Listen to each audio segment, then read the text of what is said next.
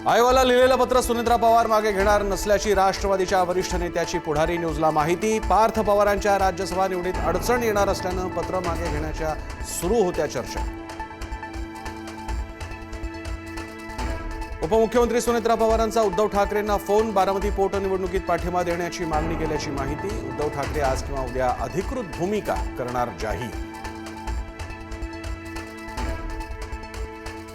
मुंब्राचं नामांतर मुंब्रा देवी करणार। मंत्री नितेश राणे यांची मोठी घोषणा। मुंब्र्यातील जाहीर सभेत आश्वासन।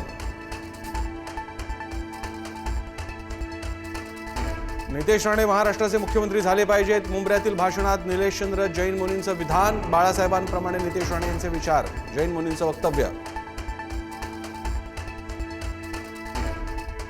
नाशिकच्या दिंडोरीत भीषण अपघातात 9 जणांचा मृत्यू। कठडा तोडून कार थेट विहिरीत। एकाच कुटुंबातील 6 अल्पवयीन मुलांसह 9 जणांवर काळाचा घाला। महाजन झिरवाळांकडून अपघात स्थळाची पाहणी।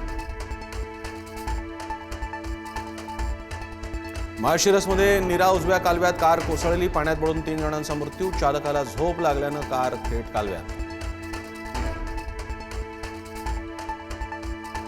अंजनगाव खेलोबातील पुतळा वादावर अखेर पडदा। शिवरायांचा पुतळा उभारलेला जागा खेलोबा देवस्थानची असल्यानं पुतळ्याचं होणार स्थलांतर। दोन्ही समाजासोबतच्या बैठकीनंतर प्रशासनाचा निर्णय।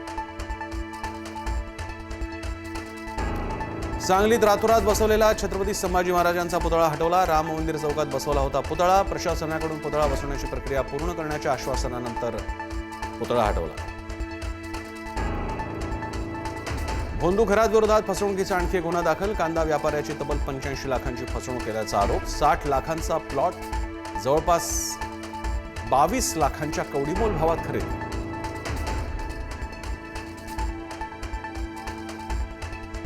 नाशिकच्या सातपूर खंडणी प्रकरणातील फिर्यादी रवींद्र एरंडे लैंगिक शोषण प्रकरणात अटकेत। आरोपीकडून 121 अश्लील व्हिडिओ जप्त। 4 मोबाईल, पेन ड्राईव्ह आणि मेमरी कार्ड पोलिसांच्या ताब्यात।